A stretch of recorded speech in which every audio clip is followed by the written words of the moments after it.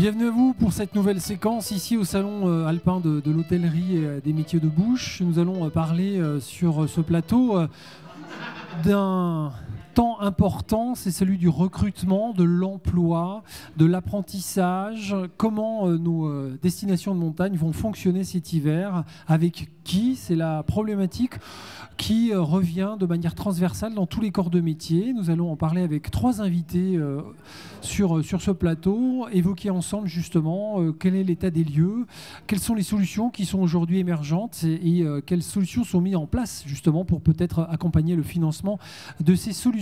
Je vais donc inviter les uns les autres à se présenter à vous pour découvrir ensemble quels sont les corps de métier qui aujourd'hui sont en tension et quelles solutions sont mises en place. Arnaud, je commence avec vous. Je vous laisse vous présenter à celles et ceux qui nous regardent et nous dire un petit peu justement aujourd'hui la réflexion qui est la vôtre. Écoutez, merci de nous accueillir. Donc moi, je suis Arnaud Goblet, je suis le président du GNI au niveau de l'emploi-formation en Auvergne-Rhône-Alpes. Alors GNI, c'est GNI. Le Groupement National des Indépendants pour les métiers de l'hôtellerie-restauration. Je suis également président de la FAGIT, qui est l'organisme de formation de la branche qui était situé à Chambéry, et président d'un campus qui est le campus de Groisy, à côté d'Annecy, qui est un centre de formation pour l'apprentissage auprès des métiers de bouche. Avec nous également donc le CFA Fontanil, dont je vais laisser d'ailleurs son responsable développement apprentissage nous en dire quelques mots. Bonjour, donc merci aussi de nous accueillir. C'est un vrai plaisir de participer aussi au Salon Alpin cette année et de rencontrer les partenaires qui sont présents en nombre. Donc moi c'est Julien Ruffier, donc je suis le chargé de développement de l'apprentissage au CFA. Voilà. On reviendra bien sûr sur la place de l'apprentissage, un moment important. Et puis avec nous également un organisme de formation. Alexandre, je vous laisse également vous présenter, nous dire un petit peu les fondamentaux de votre activité. Oui, donc je suis Alexandre Nezo, je suis le délégué régional pour le ACTO. Nous ne sommes pas organisme de formation. En revanche, nous finançons les formations pour les entreprises de 27 branches professionnelles, dont l'hôtellerie-restauration, très très beau métier. Et je suis ravi d'être sur Salon Alpin aujourd'hui. Merci à tous les trois d'être avec nous. Donc Arnaud, effectivement, le constat aujourd'hui, on parle de 150 000 vacances de postes.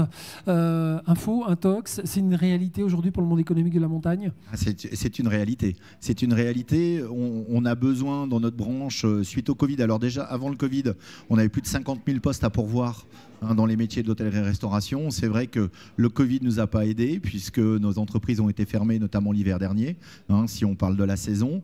Et le gouffre s'est accru au niveau des demandeurs, des offres d'emploi. Et on est maintenant à 150 000 en prévision de la saison d'hiver. Quels sont les types de métiers qui sont attendus ?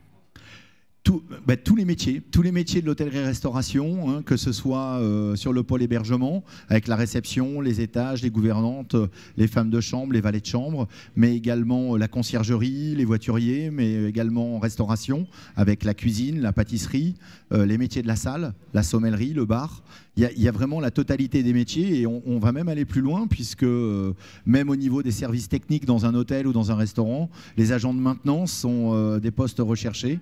On a vraiment tout le panel que peut offrir notre profession qui est vraiment dans le dur, si je puis dire, sur ce recrutement.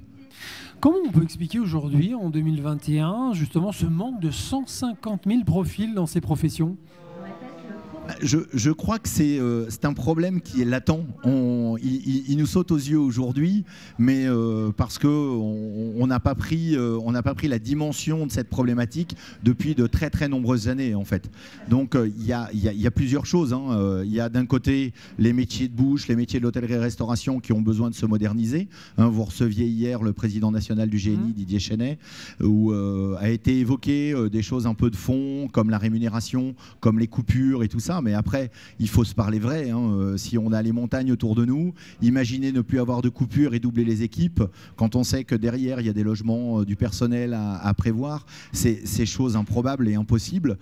Pour autant, je crois que ça va très loin en fait dans l'analyse que nous avons besoin de faire. On a besoin de montrer qu'on a des beaux métiers. Donc on a un travail pour redorer le blason au niveau de nos professions. On a besoin de revoir la formation. hein, puisque aujourd'hui, je crois qu'on attend un peu de nos élus de prendre leurs vraies responsabilités et de ne pas ne faire que des annonces, puisque bon, on annonce les 5 000 et les 8 000 euros par exemple pour l'apprentissage, mais c'est jeter de l'argent, mais pour autant on n'a rien à avoir construit derrière. Hein. Au niveau de la formation, on a un vrai travail à faire. Je crois qu'on a un travail, mais comme ça existe dans certains métiers de bouche, comme les bouchers, comme les boulangers, on a besoin de faire une vraie promotion de l'apprentissage, d'avoir 3 voies en fait, d'en construire une, mais d'asseoir véritablement les 2 autres voies. Construire une, c'est-à-dire, on peut préciser qu'est-ce qui nous reste à construire? Pour moi, aujourd'hui, on a sur les métiers de l'hôtellerie-restauration, on a les écoles hôtelières qu'on a besoin. On a besoin de préparer à des diplômes, de former des managers, d'amener de la gestion.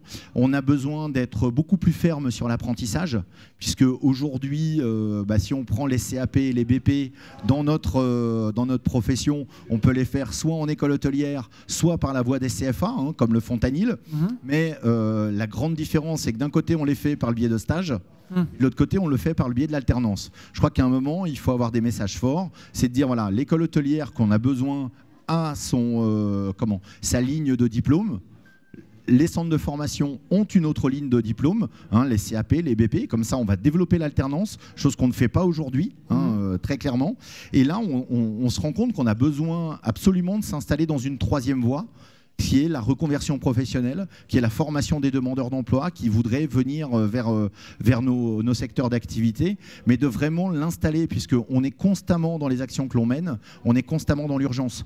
On prévoit, voilà, on va travailler en juillet, mais Alexandre Nézot pourrait vous en parler. On va commencer en juin, juillet à préparer l'hiver, et on a des réponses en octobre, novembre. C'est pas possible. On doit vraiment s'installer une 3e ligne de formation pour essayer de trouver des solutions. 3e ligne de formation, le CFA Le Fontanil, c'est un organisme de formation qui a pignon sur rue aujourd'hui. Vous êtes dans ces 3 familles de formation, ou est-ce qu'il vous en manque une? Ce sont plutôt des jeunes qui vous choisissent parce qu'ils embrassent vos carrières. Vous avez de la reconversion. Quelle est aujourd'hui justement la stratégie que vous défendez dans la formation?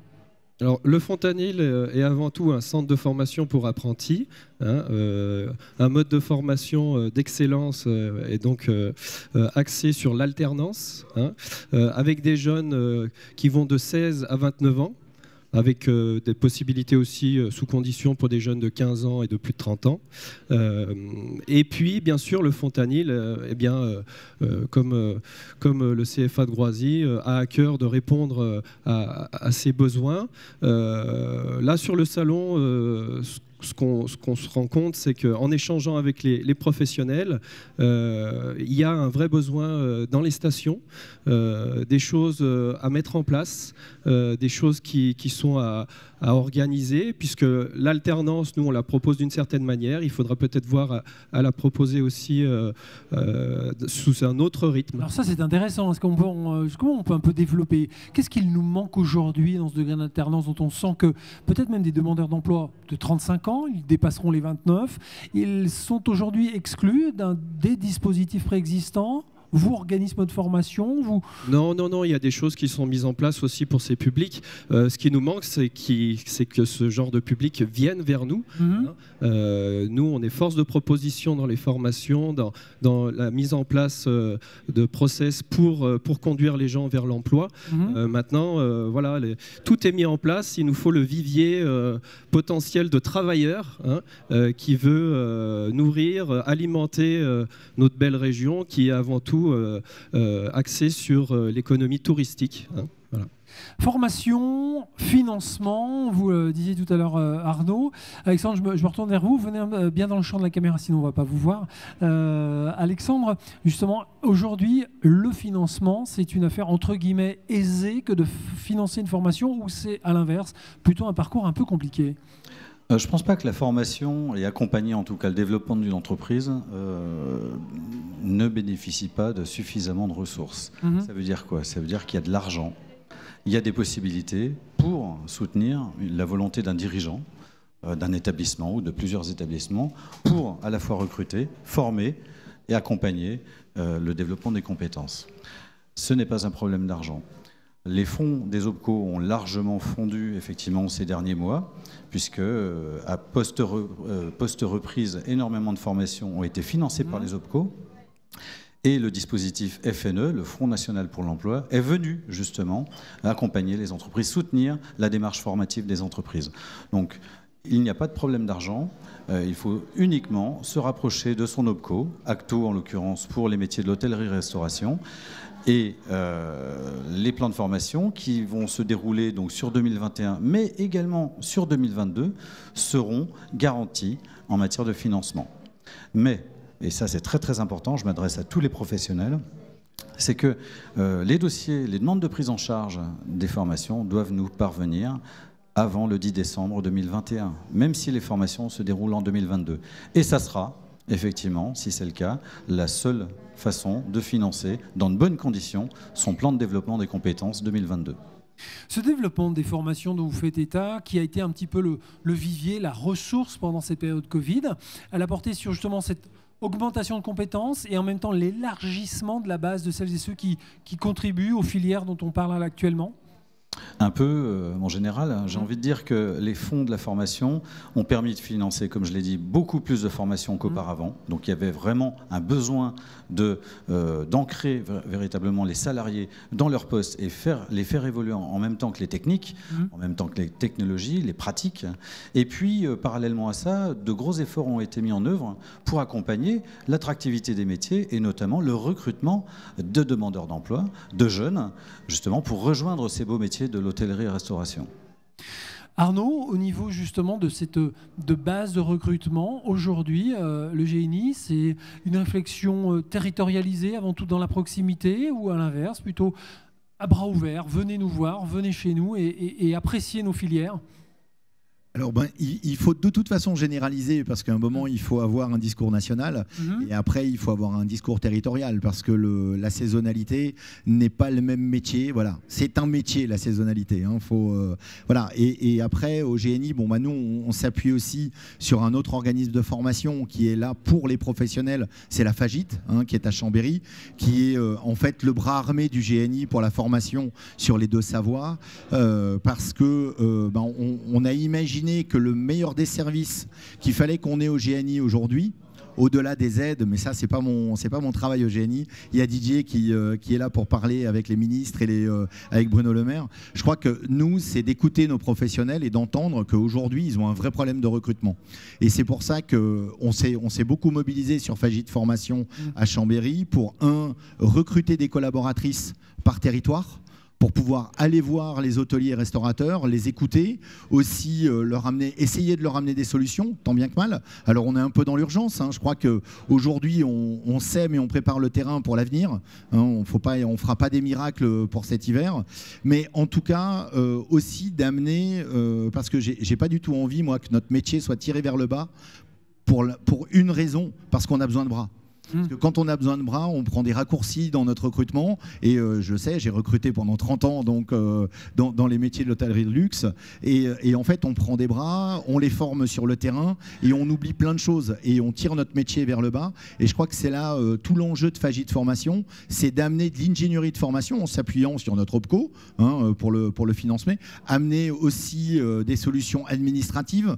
Parce que la France, on est un peu les rois de l'administratif. On fait plus de documents que de temps de formation bientôt. Mais voilà. Mais ça, il faut le dire. On travaille beaucoup. On travaille avec la région Auvergne-Rhône-Alpes pour essayer de casser les codes. Alors parfois, c'est un peu musclé, mais je crois qu'on va y arriver parce qu'on a une vraie écoute au niveau de la région et au niveau des élus qui ont envie d'améliorer les choses. Faut qu'on soit tout le temps proactif, en tout cas, pour recruter l'hiver, pour recruter l'été, on doit mettre en route une mécanique permanente sur le recrutement et la formation. Alors sinon, on n'y arrivera pas. Je saisis la balle au bon, vous parlez de l'hiver et l'été, justement, cette formation, elle a finalité à être ici, on est au salon alpin, on est quand même un peu tourné vers l'hiver. La formation, c'est à l'année, la formation, c'est pour un métier à l'année, avec une sorte de pluralité d'altitude. Éventuellement, je travaille aussi bien en haut qu'en bas, je travaille à l'année en montagne, c'est possible ?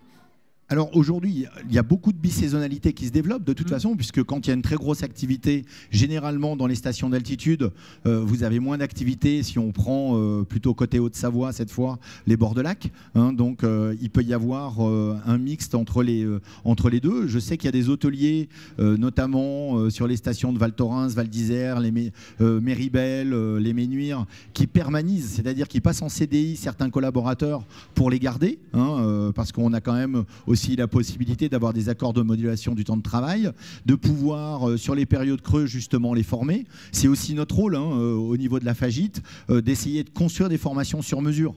Hein, qui soient dans l'entreprise, de pouvoir mettre en place des formations, être à l'écoute des professionnels. Parce que quand on parle beaucoup en Savoie des établissements de Courchevel, en Palace et en 5 étoiles, mais c'est pas ce qui fait le rayonnement de la Savoie uniquement. Hein, ce sont les petites maisons familiales et tout ça, où on doit pouvoir, et nous, on a cette volonté, en tout cas à Fagit, d'essayer de construire des programmes en écoutant les entreprises, parce que tout le monde n'a pas la même problématique. Mais la bisaisonnalité, elle s'inscrit de plus en plus, et il peut y avoir aussi des passerelles entre les stations du sud de la France, les stations de montagne. Des réseaux hors, on a des adhérents partout en France, Eugénie, donc on essaye de faire des plateformes de recrutement sur la Côte d'Azur. Hein. On a un président qui est très actif sur la Côte d'Azur, Jean-Charles Ruggia. On essaye dans le Grand Ouest également d'avoir des plateformes de recrutement, de créer des passerelles. Alors c'est un écosystème qui doit se mettre en marche, hein, mais je suis convaincu qu'on va y arriver. Julien, sur le CFA du Fontanil que vous animez dans son développement d'apprentissage, vous disiez tout à l'heure, il y a une fourchette d'âge. On a compris que cette période Covid a été aussi une remise en question pour certains qui n'ont peut-être pas l'âge des créneaux que vous évoquiez. Ça veut dire que vous avez pu ou su adapter votre établissement à celles et ceux qui ont peut-être aujourd'hui 40 ou 45 ans et qui ont envie d'embrasser votre carrière. Oui, par des formations pour adultes, hein, on essaye de mettre en place des ICOP pour attirer les gens vers nos métiers. Nous, notre souci premier, ça a été surtout de faire que nos apprentis survivent, entre guillemets, à cette période de conditions sanitaires, hein, et de mettre en place les outils pédagogiques, les accompagnements professionnels nécessaires à la continuité dans la formation. Et puis ensuite voir de l'avant, prospecter, aller vers les entreprises, voir un petit peu les besoins, voilà, globalement essayer d'être là pour les apprentis au quotidien. Les entreprises, vous en parlez à l'instant, ça veut dire qu'elles sont toujours présentes, disponibles pour répondre. On sait que l'apprentissage, c'est justement d'avoir des entreprises qui les accueillent. Ça a pu être un point faible par le passé, ça l'est encore ou c'est oublié ? Alors ça prend un petit peu ce que disait Monsieur Arnaud Goblet tout à l'heure. Hein. Donc on a des entreprises qui jouent vraiment le jeu. Hein. L'apprentissage, en fin de compte, c'est une formation où il y a une partie théorique qui va être dispensée par le centre de formation pour apprentis, et puis une autre partie qui va être dispensée, donc la partie pratique, par l'entreprise. Notre volonté, c'est que les entreprises accueillent de la meilleure façon possible les jeunes apprentis tout au long de leur formation. Et pour ça, on leur propose des outils, hein, on leur met à disposition les outils, on leur met à disposition des formations, puisque être un chef d'entreprise, c'est une chose. Être maître d'apprentissage et avoir le côté pédagogue, c'en est une autre. Hein. C'est aussi un métier. Donc voilà, beaucoup de nos partenaires jouent le jeu. Hein. Beaucoup de partenaires avec qui on arrive à de belles choses, de beaux parcours professionnels pour nos jeunes, avec de belles réussites, des projets de vie accomplis. Et puis, malheureusement, parfois, on rencontre encore, je dirais, la difficulté du métier qui est particulier. Hein. Le métier de la restauration, on est sur un métier assez intensif, un métier avec un rythme conséquent, avec aussi des professionnels parfois un petit peu sur les dents, hein, parce que y a toute l'économie qui rentre en ligne de compte.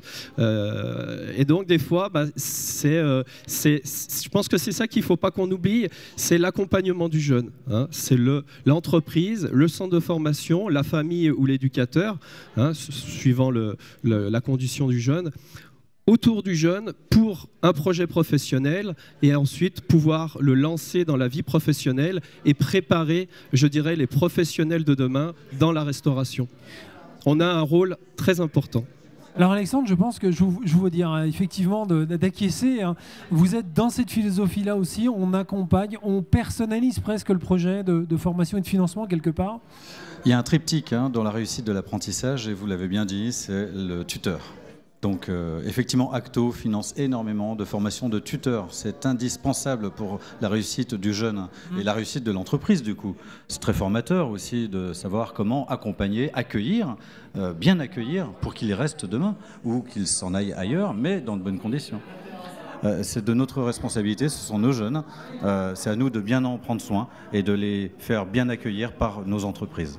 Alors je rebondis un petit peu quand même, parce que vous évoquez effectivement la notion de jeune, on est toujours jeune de quelqu'un, et le vieux d'un autre d'ailleurs, mais néanmoins, est-ce que la notion de critère d'âge, est-ce que c'est un élément qui peut être un frein? On évoquait tout à l'heure la troisième voie qui reste à faire émerger sur la volonté des demandeurs d'emploi que d'embrasser les métiers de l'hôtellerie-restauration. Est-ce qu'il y a aujourd'hui en France, dans nos montagnes, peut-être un frein lié à l'âge pour celles et ceux qui souhaiteraient quand même venir vers ces métiers-ci? Non, chaque dispositif permet effectivement d'accompagner un maximum de personnes qui le souhaitent et qui en a besoin. Un nouveau dispositif vient d'arriver, c'est le contrat de professionnalisation réservé aux demandeurs d'emploi de longue durée. Donc là, c'est tout nouveau, ça vient d'arriver et on espère pouvoir en faire bénéficier ce beau secteur de l'hôtellerie-restauration. Vous aussi, je dirais, là je me tourne aussi bien vers Arnaud et vers Julien. On a entendu effectivement il y a peu de temps, en Savoie d'ailleurs, une secrétaire d'État venir nous présenter un nouveau dispositif justement pour ces jeunes entre guillemets sans formation. C'est pour vous un vecteur d'incitation, d'invitation à venir vers vos filières? Mais je crois, moi j'aime parler vrai, je crois qu'on va bientôt devoir être docteur en ingénierie de formation pour voir tout ce qu'on met en place pour financer la formation. Voilà, on parle de PIC, de POEC, voilà, je crois qu'à un moment il faut être simple. Mais non mais enfin nous on a des chefs d'entreprise, voilà, on a des chefs d'entreprise, on a un mot pour une chose. À un moment, s'il faut financer la formation, je crois qu'il faut arrêter de vouloir dire on va faire des plans, on va faire le livre blanc de l'apprentissage.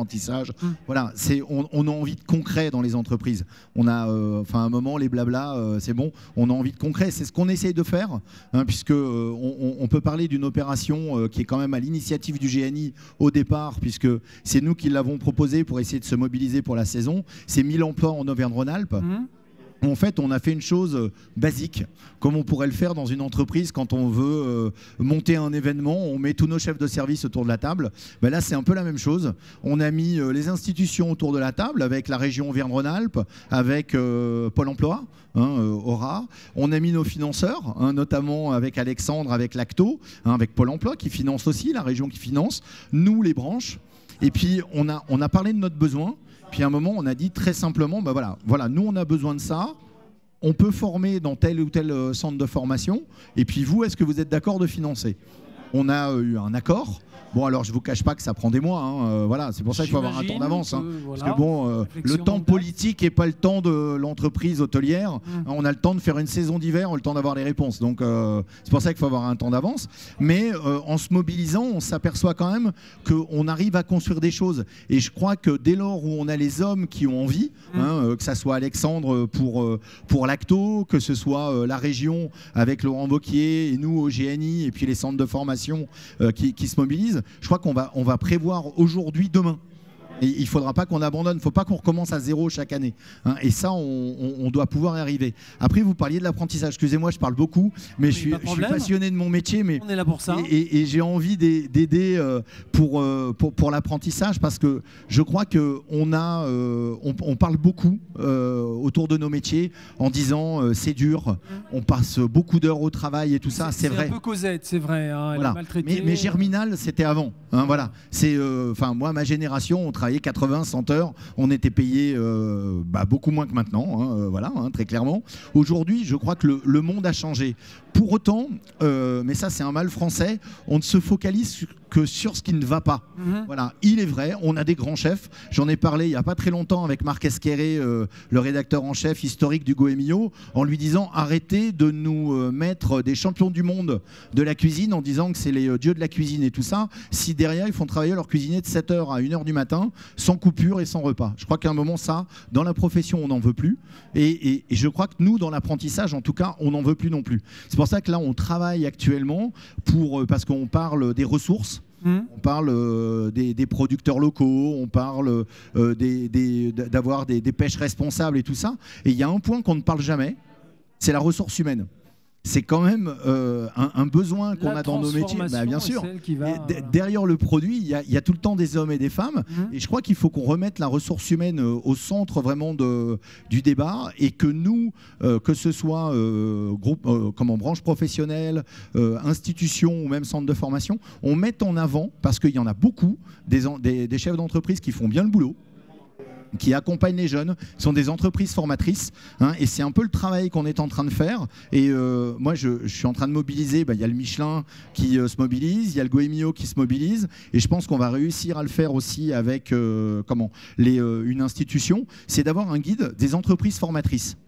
Mais pas un petit label, vous savez, qu'on donne à tout le monde et qu'on colle sur sa vitrine. Non, c'est d'avoir une vraie démarche, parce que c'est ce qui va sortir aussi notre métier de la tranchée dans laquelle elle est. Et le faire connaître, voilà. Et le faire connaître. Parce que je pense qu'il y a autant de valeur à travailler des produits verts que d'être un véritable mentor pour ces jeunes, ambassadeur de notre métier, du geste technique et tout. La formation sur le tas, j'y crois pas.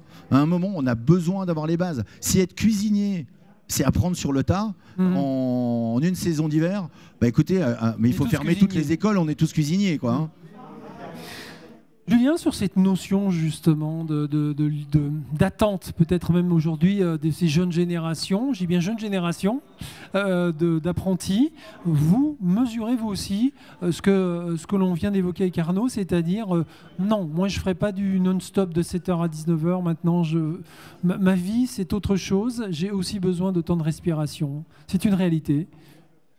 La société est faite comme ça maintenant, hein. C'est vrai que les mentalités ont changé, les attentes ont changé. Par contre, quand on est du côté client, les besoins et les envies n'ont pas forcément changé. Je dirais que les entreprises y travaillent déjà. Je rencontre souvent des partenaires entreprises dans la restauration. Il y a une vraie réflexion sur l'attractivité de nos métiers pour les salariés. Et en même temps, je rejoins un petit peu ce qui vient d'être dit. C'est important que le jeune soit bien accueilli. Hein. C'est encore une fois, je vais mettre l'accent là-dessus, hein, mais on forme quand même nos professionnels de demain, et il faut qu'il y ait une vraie réflexion autour de l'accueil de nos jeunes, autour de l'épanouissement de nos jeunes dans leur profession, dans leur future profession. Voilà. On est sur des métiers aussi de passion. Alors c'est vrai qu'on dira la passion, oui, ça va bien un moment. Mais néanmoins, c'est une vérité. Hein. C'est des métiers prenants. C'est des métiers où jusqu'à longtemps, on ne comptait pas ses heures. Hein. Il faut qu'on conserve encore cette notion-là, même si, bien sûr, on a un petit œil sur les lois du travail.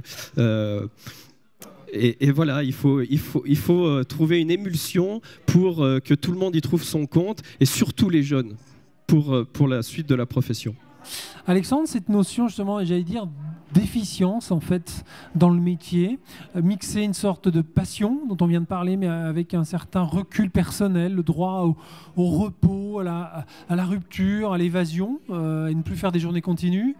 C'est la tendance aussi, vous le sentez, c'est le message qui est émis quand on vous demande, voilà, on veut se former, mais on ne veut pas se former pour être 100% en permanence au travail?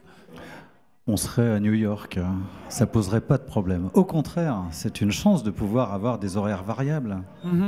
On n'est pas à New York. En revanche, ce que je souhaitais dire, c'est que c'est un métier de passion. Et la passion, on compte pas.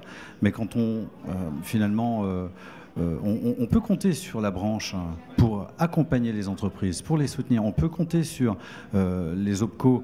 Nous finançons de plus en plus d'accompagnement RH pour ces entreprises, qu'elles soient TPE et PME, pour les aider à réfléchir sur leur organisation du travail, sur les horaires, sur la rémunération.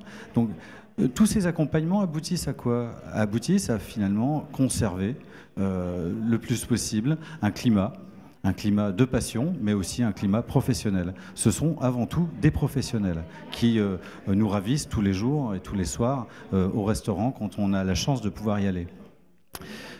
Et il faut aussi permettre, et je terminerai par ça, il faut permettre à l'ensemble de l'équipe, une entreprise c'est avant tout une équipe, de se projeter dans l'avenir.